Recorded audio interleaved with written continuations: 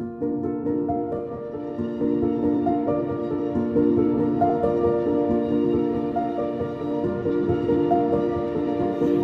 이 시간 하나님의 말씀 같이 살펴보도록 하겠습니다. 지난 시간에 이어서요, 열왕기를 살펴봅니다. 오늘은 이번 주는요, 열왕기 하 1장부터 25장까지 열왕기 하 부분을 읽습니다. 지난주에 말씀드렸지만 열왕기 상하는 사실 하나의 책이라고 했습니다. 제목은 그냥 동일하게 지난주에 번영에서 패망으로 했는데 이번에 두 번째 시간을 갖도록 하겠습니다. 지난주는 좀 다윗 언약에 초점을 둬서 이야기를 했다면요, 오늘은 열왕기 상하에 나오는 왕들과 그 안에 나오는 선지자, 특별히 엘리야와 엘리사 선지자의 이야기를 영상을 통해서 살펴보고 좀 더 설명을 하도록 하겠습니다.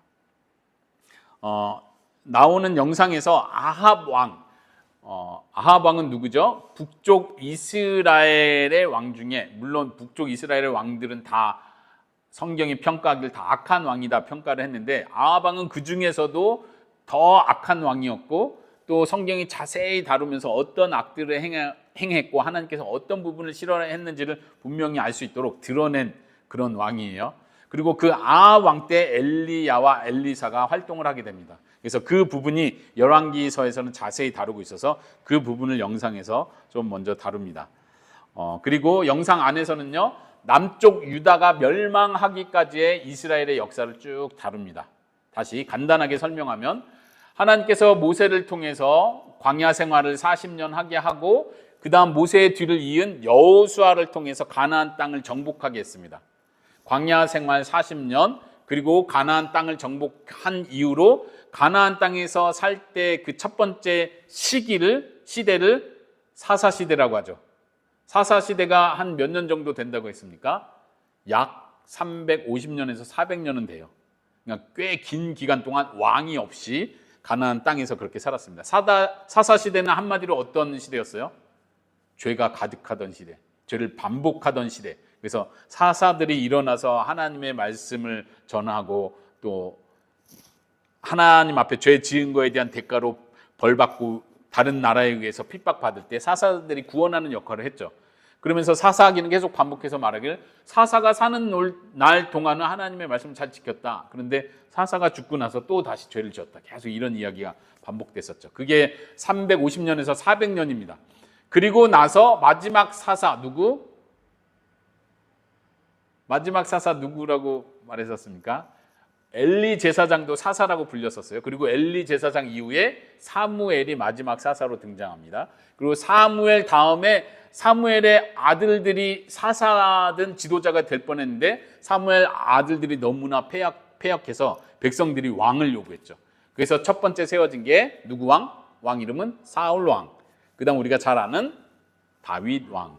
그래서 이스라엘 나라가 사울 왕과 다윗 왕 때 통일 왕국을 이루죠. 그러니까 북쪽 남쪽이 나눠지지 않고 통일 왕국으로 다윗과 솔로몬 시대에 있다가, 사사 시대가 약 400년 정도 되고, 이스라엘 북쪽 남쪽이 나눠져서 쭉 완전 멸망하기까지 약 400년 정도, 쉽게 대략 400년 정도 생각하면 돼요. 그러니까 이 긴 기간 동안 이스라엘의 역사를 보여주고 있어요. 특히 열왕기 상하는 북쪽과 남쪽으로 나눠진 이스라엘이 멸망하기까지의 이야기를 다루고 있는 거예요. 먼저는 어디가 먼저 멸망해요? 북쪽 이스라엘이 먼저 멸망을 합니다. 아수르에 의해서 멸망을 합니다.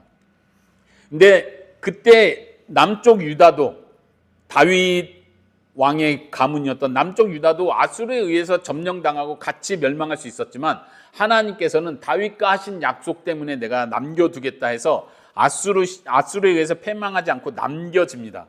그리고 하나님께서는 선지자를 통해서 계속해서 남쪽 유다 백성들에게 회개하라고 명령하시지만, 선지자를 통해서 그렇게 명령을 했음에도 불구하고 남쪽 유다도 결국 북이스라엘과 똑같이 죄악을 범하면서 돌이킬 수 없는 길을 갑니다. 그리고 남쪽 유다는 어느 나라에 의해서 멸망을 하죠? 포로로 끌려가죠?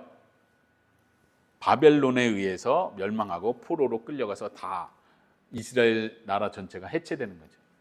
모세와 여호수아를 통해서 가나안 땅에서 살게 되었습니다. 약속의 땅이었습니다. 그곳은 하나님의 법을 지키면 이곳에 하나님의 나라가 완성되는 곳이었는데, 400년 동안 사사 시대 동안 왕이 없으므로 각자 자기가 원한 대로 살았다 하더니 왕을 세워줬는데도 불구하고 그 대표되는 왕들이 하나님 앞에서 우상 섬기는 일에 앞장을 섰습니다. 솔로몬도 그 일에 앞장을 선 대표적인 사람이었죠. 북쪽 남쪽이 나눠지고 나서도 결국은 우상을 숭배하고 하나님을 거역하는 일을 반복하다가 왕들이 계속 그렇게 반복하다가 북쪽이 멸망하고 남쪽이 멸망했습니다. 그래서 열왕기상하는 남쪽 유다가 멸망하는 장면까지를 딱 보여줍니다. 멸망 다음에 어떤 역사가 이루어지죠? 네, 그거는 이제 우리가 다음 시간에 살펴보겠지만 포로로 잡혀 있는 바벨론에서 포로로 잡혀 있을 때의 역사를 이제 우리가 살펴볼까요? 이제 다음 시간은 열왕기 상하니까 다음 시간은 어떤 책이죠? 열왕기 상하, 역대 상하. 역대 상하는 어떤 내용을 다루고 있습니까? 역대 상하는 네, 다시 열왕기 상하의 내용이 약간 다시 겹치고 반복되면서 역대 상하는 남쪽 유다의 왕들만을 다룹니다. 남쪽 유다의 왕들만. 그래서 역대 상하에서는 우리가 남쪽 유다 왕들을 좀 더 살펴볼 거니까 오늘은 영상을 보고요. 북쪽 이스라엘의 왕들에 대한 이야기를 좀 더 나누도록 하겠습니다. 오늘 본문 먼저 같이 읽고 본문은 영상 후에 설명하겠습니다. 열왕기하 17장 22절에서 23절입니다.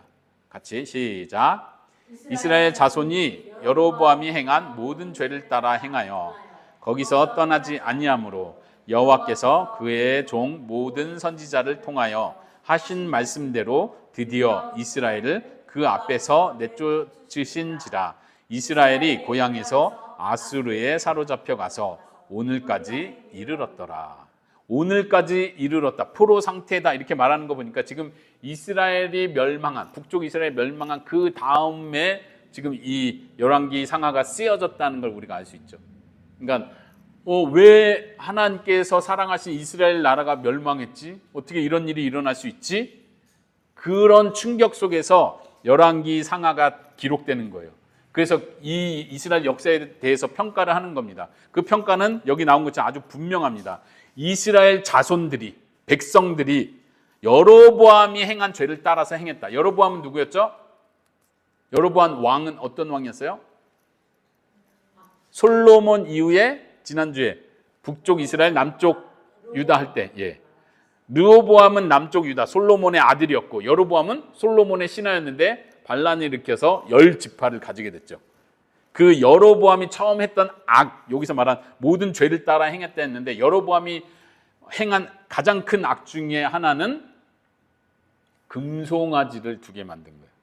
그래서 이스라엘 백성들이 예루살렘 성전에 가서 남쪽 유다 땅으로 가서 예배드리지 못하도록 하기 위해서 여로보암이 금송아지를 만들고 이것이 여호와 하나님이다라고 말하고 북쪽 이스라엘의 제일 위에와 북쪽 이스라엘 경계선 제일 마지막에 금송아지 한 마리씩을 놔서 거기서 예배드리게 합니다. 왜요? 남쪽 유다로 넘어가서 예루살렘 성전에 가서 예배드리면 자기 나라가 약해지니까 남쪽 유다로 넘어가면 안 되니까. 근데 하나님께서는 이것을 가장 큰 악으로 평가하십니다. 그래서 이스라엘 백성들이 북쪽 이스라엘 백성들이 여로보암이 행한 모든 죄를 따라서 거기서 계속 우상 숭배하면서 거기서 떠나지 아니하므로 여호와께서 그의 모든 선지자를 통하여 말씀하신 대로 이스라엘을 이제 하나님 앞에서 쫓아내십니다. 북쪽 이스라엘이 멸망할 때의 이야기를 딱 정확하게 평가하는 거예요. 그래서 아수르에 사로잡혀서 오늘날까지 있다. 이 부분입니다. 이거는 북쪽 이스라엘에 대한 평가입니다. 영상 후에 조금 더 설명하도록 하겠습니다. 같이 영상을 시청하겠습니다.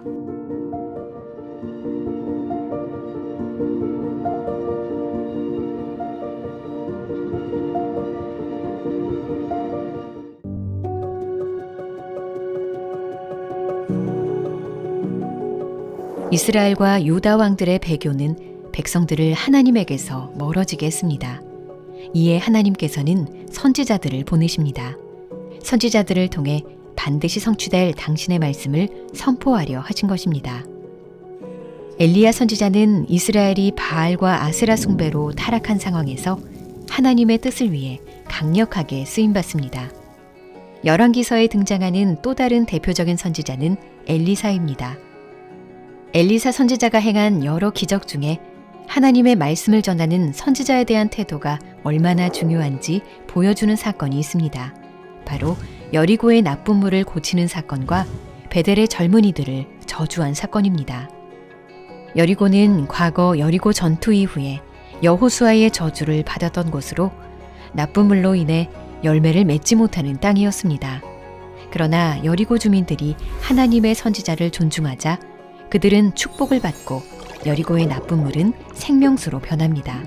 선지자에 대한 태도가 복을 불러온 것이죠. 반면 베델의 젊은이들은 하나님의 선지자를 무시하며 조롱합니다. 그 조롱에는 언약의 사자에 대한 의도적인 경멸이 담겨 있었습니다. 이로 인해 그들은 들짐승들에게 죽임을 당하고 맙니다. 레위기의 언약적 저주가 성취된 것입니다. 긴밀하게 연결된 이 두 사건은 우리에게 구원과 심판을 모두 보여줍니다. 그리고 하나님께서 보내신 선지자를 향한 태도는 곧 하나님 말씀과 하나님을 향한 태도라는 것을 보여주죠. 우리는 엘리야와 엘리사가 예표하며 가리키는 한 분을 곧 다시 살펴볼 것입니다.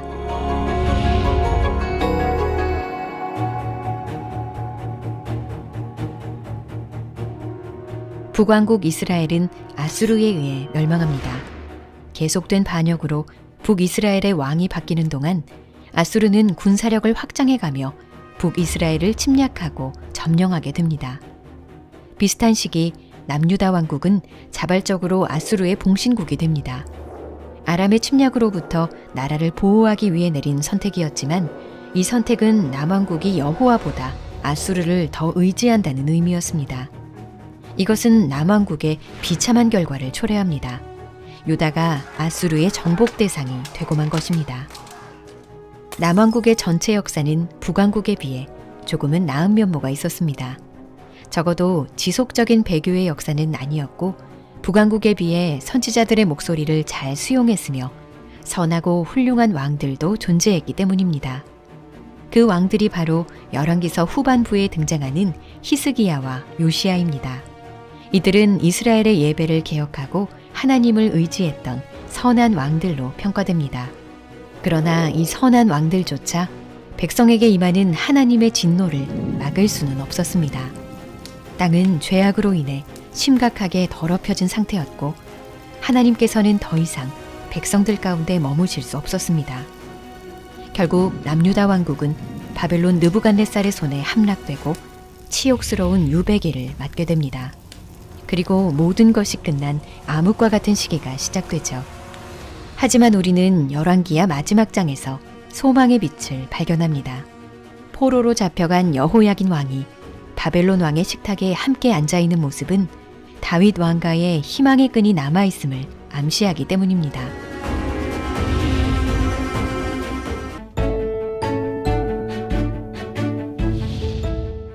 열왕기의 대표적인 두 선지자 엘리야와 엘리사는 신약 성경의 그림자입니다. 우선 엘리야는 변화산에서 모세와 함께 등장합니다. 모세와 엘리야는 각각 구약의 율법과 선지자를 대표하죠. 시내산에서 구름 가운데 하나님을 만났던 이 두 사람은 변화산에서 자신들이 예표했던 예수님을 만납니다. 물론 엘리야와 더 직접적으로 연관되는 인물은 세례 요한입니다. 세례 요한은 엘리야를 연상시키는 복장으로 예수님의 길을 예비합니다. 세례 요한을 통해 엘리야의 역할이 성취되었다면 예수님의 오심을 통해 엘리사의 역할이 성취됩니다. 엘리사가 나아만을 고쳐줬듯 예수님은 나병 환자를 고치셨고 엘리사가 여리고의 나쁜 물을 좋은 물로 바꾼 것처럼 예수님은 물을 변화시켜 더 좋은 것으로 만드셨습니다. 예수님은 죽은 자를 살리기도 하고 적은 양식으로 많은 사람을 먹이기도 하시며 눈을 멀게도 하시고 보게도 하셨습니다. 우리는 이제 엘리야와 엘리사가 그림자로 예표했던 바로 그 예수님의 은혜 안에 살고 있습니다.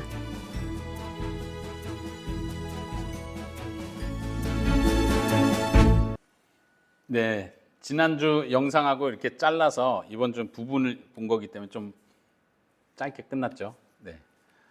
전체 영상은 유튜브에 올려놨으니까 여러분들 유튜브에서 보시면 좋겠습니다. 오늘 좀 자세히 설명하기 전에 제가 도표를 하나 소개하도록 하겠는데요. 이건 제가 직접 만든 아주 세밀하게 신경 써서 만든 도표예요. 여기 바코드가 있으니까 유튜브로 보시는 분들도 나중에 바코드 찍어가지고 QR코드 찍어가지고 이 자료를 다운받아서 이렇게 좀 자세히 살펴보면 좋겠습니다.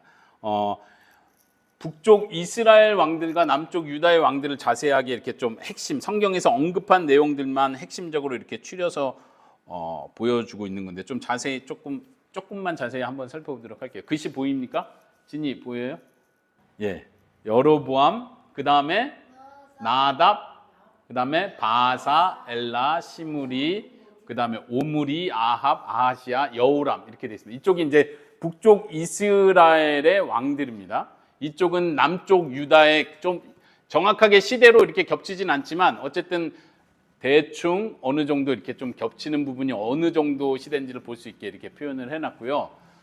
여기 보면 이제 제가 자세하게 왕이 몇 년을 통치했는지 써 있어요. 여기 나오는 이제 연도 자체는 이제 학자들이 추측한 연도를 한 거고 중요한 건 이제 성경에는 몇 년을 다스렸다 이런 부분들이 계속 반복해서 나오기 때문에 그렇게 추측을 할 수 있습니다. 유다 왕들도 마찬가지로 제가 말씀드린 것처럼 다음 주에 유다 왕들을 좀 더 살펴본다면 오늘은 북쪽 이스라엘 쪽으로 먼저 살펴보겠습니다. 여기 제가 색깔로 빨간색, 노란색 이렇게 표시해놨죠. 이 색깔은 뭘 의미할까요? 왜 구분했을까요? 왕들을? 색깔로? 왜냐하면 이게 왕가를 표현합니다. 왕가. 다시 말하면 여로보암이 솔로몬 이후에 반역을 일으킨 그 신하였잖아요. 신하의 아들이 두 번째 왕이 된 거예요. 그러니까 여로보암의 아들 세대, 그 가문이죠. 근데 그 다음 아들로 넘기지 못하고 바하사라는 사람이 반역을 일으킨 거예요. 구테타를 일으켜서 나답을 죽이고 바하사가 왕이 된 거예요. 이렇게. 그래서 왕가가 뒤바뀌는 거예요. 구테타에 의해서 이게 반란이 일어난 걸 표현한 겁니다. 바하사도 그 아들까지는 왕이 됐는데 그 다음 또 반란이 일어나죠. 시므리라는 사람에 의해서. 근데 시므리는 여기 자세히 보시면 며칠? 7일 동안 왕이 된 아주 그냥 한번 구데타 일으키고 끝난 거죠, 사실. 그런데도 불구하고 성경은 이 시므리 왕에 대해서 평가를 해요. 7일 동안 왕을 했는데 악으로 행했다. 여로보암의 길로 행했다. 백성을 범죄케 했다. 이렇게 평가해요. 여기 한번 생각해 볼까요? 7일 동안 무슨 일을 했길래 성경은 이렇게 이 왕을 그렇게 악하게 평가할까요? 우리가 알아야 될 것은 북쪽 이스라엘이든 남쪽 유다든 성경의 평가는 딱 기준이 하나입니다. 우상을 숭배했는가 안 했는가. 하나님께서 원하시는 우상을 제거했는가, 원하지 않는 우상을 제거했는가, 하나님께서 원하시는 율법대로 이 왕이 살려고 노력했는가, 이 기준으로 악한 왕과 선한 왕을 평가했습니다. 그런 측면에서 이스라엘 20명의 왕들은 다 악한 왕이라고 평가가 됩니다. 아까 영상에서 잠깐 봤는데 유다 왕도 20명으로 말할 수 있거든요. 20명 중에 몇 명이 선한 왕으로 평가받았다고 했나요? 예, 8명이 선한 왕이라고 평가받아요. 그 선하다는 건 마음씨가 착했더라 이런 표현이 아니라 하나님의 말씀대로 살려고 노력했다. 우상을 제거하려고 노력했다. 하나님의 뜻을 따라 살려고 했다. 개혁을 일으켰다. 이럴 때 선한 왕이라고 표현합니다. 그 다음 계속 보시면 오므리, 아합, 아하시아, 여호람. 우리가 아까 엘리야와 엘리사 시대에 활동했던 왕이 누구라고 했어요? 아합 왕이라고 했죠. 네, 이 아합 왕 때는 또 여호사밧하고 겹쳐서 남쪽 유다 여호사밧하고 아합하고 이렇게 또 같이 활동하던 그런 장면들도 성경에 나오는 걸 볼 수 있습니다. 그 뒤에 한번 볼까요? 오므리 가문은 오므리, 아합, 아하시아, 여호람까지 여러 세대에 걸쳐서 됐어요. 그러나 4세대까지 하고 끝납니다. 다음 또 반란이 일어나요. 누구에 의해서? 11번 예후예요. 예후가 오므리 가문, 아합 왕의 가문을 싹 다 처리하고 구테타를 일으켜서 시대를 바꿔버립니다. 그리고 예후의 가문이 하나, 둘, 셋, 넷, 5 자손까지 이어집니다. 그러나 모든 평가는 하나님 앞에서 악을 행했다라고 평가를 받습니다. 계속 중요하게 반복되는 표현들이 뭐냐면 여로보암의 죄에서 떠나지 않았다. 여로보암 누구라고 했어요? 처음 금송아지를 세웠던 바로 그 왕.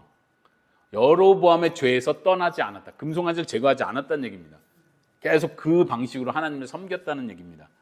그리고 이렇게 빨간색으로 표현된 건 범죄케 했다라고 표현하는데 성경은 계속해서 왕이 이스라엘 백성으로 하여금 죄를 범하게 만들었다 이렇게 평가를 해요.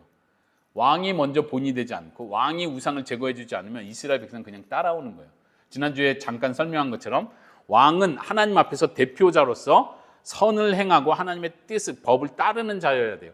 왕이 법을 따르면 이스라엘 백성도 왕을 따라 하나님께 순종했다 이렇게 평가를 받아요.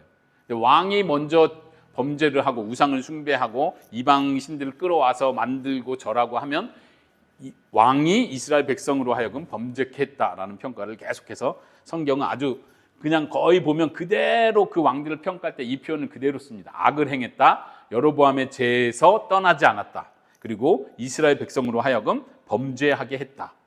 그 다음 살룸에 의해서 이 예후의 가문이 오래 갈 것 같은 예후의 가문이 또 뒤집어집니다. 살룸은 몇 개월 왕이 됐어요? 보니까 1개월, 한 개월 겨우 왕 노릇하다가 바로 또 살해당합니다. 무나헴, 부가히야.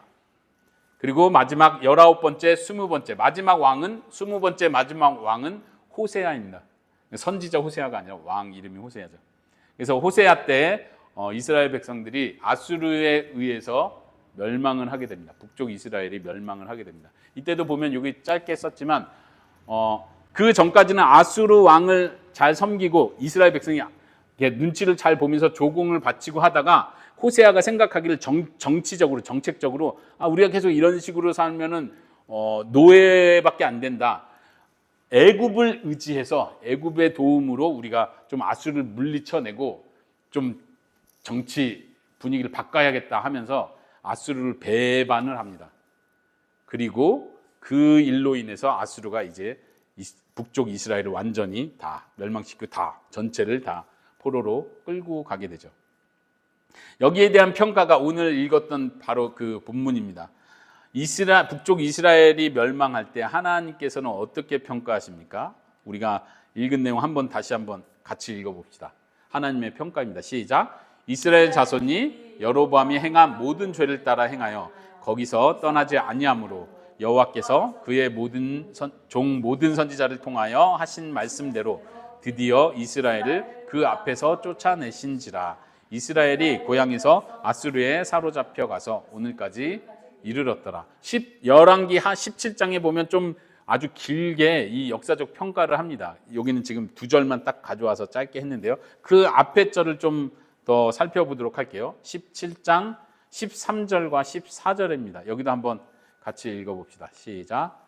여호와께서 각 선지자와 각 선전자를 통하여 이스라엘과 유다에 지정하여 이르시기를 너희는 돌이켜 너희 악한 길에서 떠나 나의 명령과 율례를 지키되 내가 너희 조상들에게 명령하고 또 내 종 선지자들을 통하여 너희에게 전한 모든 율법대로 행하라 하셨으나 그들이 듣지 아니하고 그들의 목을 곧게 하기를 그들의 하나님 여호와를 믿지 아니하던 그들의 조상들의 목 같이 하여.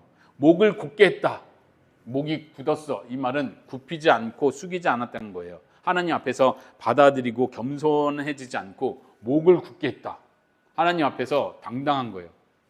하나님께서 책망하시고 선지자들 통해서 경고하시는데도 불구하고 마음을 강팍하게 했다는 표현입니다. 하나님께서 선지자를 보내셨습니다. 선견자를 보내셨습니다. 비슷한 표현이죠. 그래서 하나님의 뜻을 계속해서 말함에도 불구하고 성경 평가는 이스라엘과 유다에게, 남쪽 유다에게도 동일하게 선지자를 보내면서 계속 회개하게 했는데 이스라엘뿐만 아니라 남쪽 유다도 마찬가지였어요. 돌이켜 회개하라. 하나님의 명령을 지키라.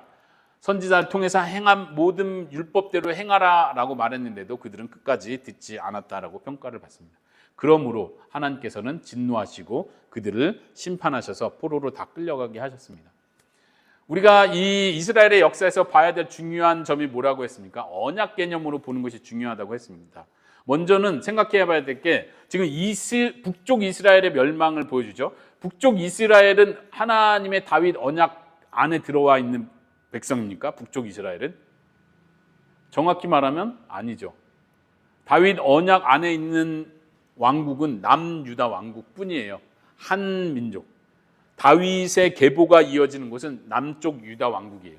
그럼에도 불구하고 하나님은 이 북쪽 이스라엘을 끝까지 사랑하신 것을 보여줍니다. 언약 밖에 있는 민족이었지만 북쪽 이스라엘은 언약 밖에 있었다고 이야기를 해야 됩니다.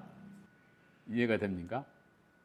우리는 남쪽 북쪽 다 하나 합쳐서 처음부터 이스라엘이었으니까 다 하나님의 언약 안에 있었지, 12지파니까 다 언약 안에 있었지 하지만 남쪽 유다가 다윗의 왕가에 대한 다윗과 언약을 따졌을 때 남쪽 유다만 하나님의 언약의 지파에 속하는 거예요. 그래서 남쪽 유다는 하나님께서 끝까지 남기시는 거예요. 다윗을 위하여, 그리고 예루살렘 성, 지난번에 표현했죠. 성전을 위하여 남쪽 유다는 계속 아끼셨다, 이런 표현이 성경에 나옵니다. 근데 북쪽 이스라엘은 사실은 그런 면에서는 아끼실 이유가 없는 거예요. 북쪽 이스라엘은 처음부터 금송아지를 만들면서 시작했고 처음부터 다윗 언약 왕가에 속하지 않기 때문에, 그러니까 왕들이 계속 구테타가 일어나는 거죠. 그럼에도 불구하고 하나님은 북쪽 이스라엘을 끝까지 사랑하셨습니다. 그리고 끝까지 기회를 주셨습니다. 남쪽 유다와 다르지 않게 선지자들 굉장히 많이 보내셨습니다. 오늘 살펴보는 엘리야와 엘리사도 북쪽 이스라엘에서 활동했던 선지자예요. 남쪽 유다가 아니라. 아합 왕, 그 악한 왕의 시대 때 하나님은 하나님의 백성들 돌이키기 위해서 그 훌륭한 선지자들을 계속해서 보내셨습니다. 멸망하는 그 순간까지. 그럼에도 불구하고 북쪽 이스라엘 백성들은 하나님의 언약을 저어버렸습니다. 오늘 그 영상에서 두 선지자 엘리야와 엘리사에 대한 이야기를 했는데요. 그걸 좀 살펴보면 엘리야와 엘리사의 이야기는요, 열왕기상 17장에서부터 시작해서 열왕기상이 22장까지 이어지는데 열왕기상 17장에서부터 시작해서 열왕기하 8장까지 이어져요. 엘리야와 엘리사 이야기가. 그러니까 열왕기서 한 권이라고 했으니까 전체를 봤을 때 딱 중앙에 선지자 이야기가 실려 있는 거예요. 그래서 이 두 선지자가 중요한 역할을 합니다. 하나님께서는 이 악한 시대에 하나님의 말씀을 전할 선지자를 보내셔서 하나님의 말씀을 듣기를 원하십니다. 이 영상에서 표현했던 게 무엇이었죠? 선지자에 대한 태도가 곧 하나님의 말씀에 대한 태도라고 이렇게 표현을 했습니다.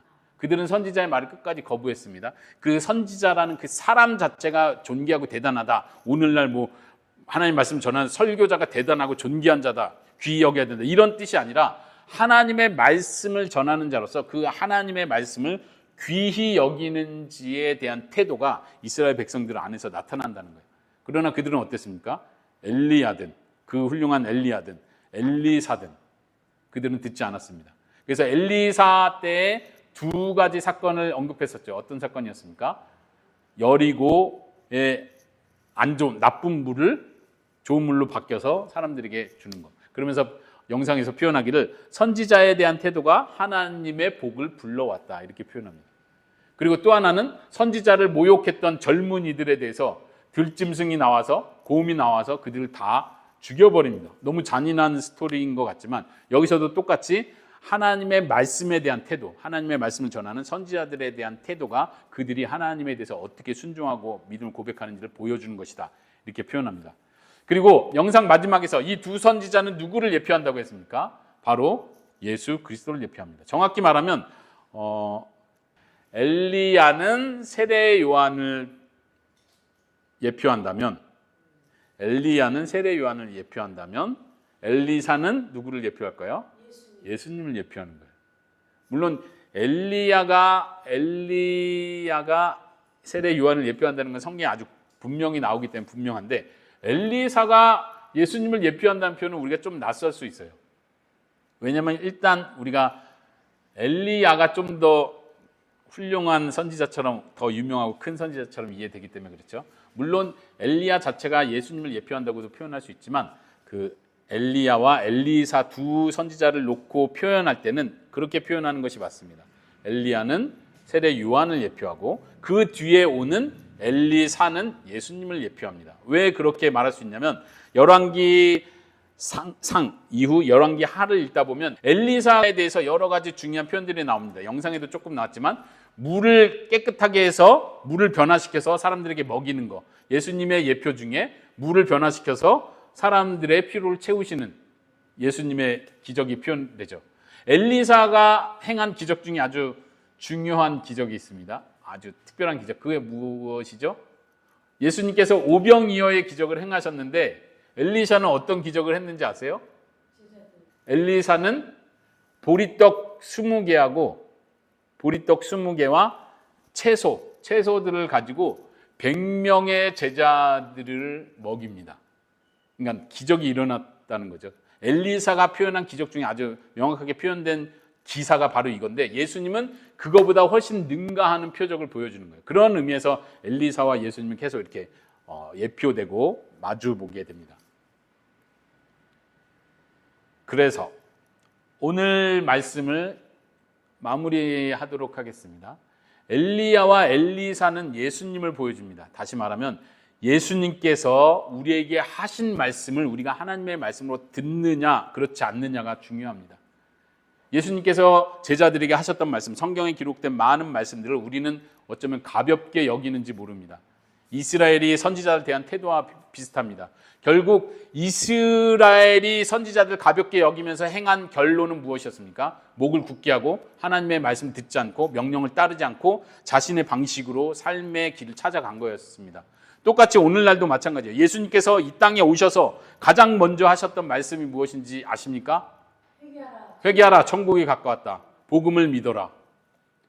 우리가 들어야 될 말씀이 거기에 있습니다. 회개하는 것입니다. 하나님의 나라를 받아들이는 것입니다. 다시 말하면 하나님의 통치를 받아들이는 것입니다. 예수님을 우리의 왕으로 모시고 우리가 그분의 백성으로 순종하는 자로 살아가는 것입니다. 이 말씀을 우리가 가볍게 여기고 쉽게 여기고 잊어버릴 때 난 교회 다녀, 나 이제 예수님 믿어. 그렇지만 지금은 그냥 내가 원하는 대로 살고 싶어. 이러한 태도로 마음이 강팍해져 있다면 우리는 회개해야 합니다. 우리는 매 순간 예수님이 나의 왕이라는 걸 고백해야 합니다. 하나님의 말씀을 전하시는 분이 예수님이시라는 걸 받아들이는 것처럼 또한 오늘날 예수님께서는 성령님을 통해서 우리 각자에게 말씀하십니다. 예수님의 말씀은 성령님을 통해서 성경 안에서 발견됩니다. 그러므로 우리는 주일날 설교 말씀을 들을 때 또 우리가 주중에 성경을 읽어가면서 하나님의 말씀을 들을 때 예수님께서 하시는 선지자이신 예수님께서 하시는 말씀으로 우린 들어야 합니다. 그리고 그 말씀에 순종하기 위해서 노력해야 합니다. 하나님께 간구해야 됩니다. 성령님께 간구해야 합니다. 성령님, 내 안에서 죄를 깨닫게 해주십시오. 성령님, 내 안에 순종할 수 있는 힘을 주십시오. 우리 이렇게 기도해야 합니다. 기도합니다. 우리의 마음이 강팍해지지 않기를 기도합니다.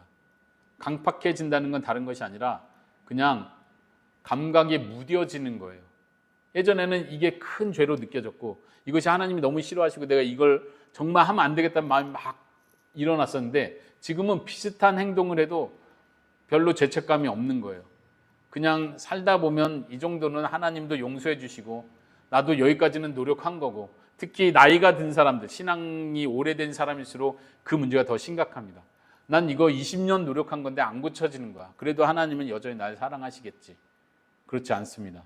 하나님은 우리에게 지금도 오늘 우리에게 또 똑같은 명령을 하십니다. 그걸 고쳐라. 그 태도를 내가 싫어한다. 성령님께서 우리에게 말씀하실 때 우리의 목을 곧게 하지 않기를 원합니다. 하나님의 말씀을 듣는 우리가 되기 원합니다. 우리는 새 언약 가운데 있는 자입니다. 새 언약의 특징이 뭐라고 했습니까? 성령님이 우리 안에 계시고 성령님이 우리 안에서 말씀하시고 우리를 가르치십니다. 그것을 우리가 가볍게 여기지 않는 또 순종하는 우리 모두가 될 수 있기를 바랍니다. 우리 이 시간 함께 기도합시다. 살아계신 하나님, 하나님께서 우리에게 주신 큰 은혜를 예수 그리스도를 보내주시고 예수님을 통해서 구원을 얻게 하신 그 은혜를 우리가 가볍게 여기지 않게 하여 주시옵소서. 지금도 하나님께서는 성령님을 통하여 성경 안에서 예수님의 말씀을 우리에게 전해주십니다. 우리가 그 말씀을 들을 때 종된 자로서 백성된 자로서 순종하는 자세가 되게 허락하여 주시옵소서. 우리 마음속에 일어나는 욕심들, 악한 마음들, 잘못된 태도들, 행동들, 내가 주인인 것처럼 행동하는 그 모든 일에 회개하게 하시고 돌이키게 하시고 오직 예수님을 나의 왕으로 섬기는 자로 예수님의 뜻을 행하는 자가 되게 허락하여 주시옵소서. 성령님 도와주시옵소서. 우리의 힘으로 할 수 없사오니 성령님 충만히 우리 안에 역사하여 주시옵소서. 감사드리며 우리 주 예수 그리스도의 이름으로 기도합니다. 아멘.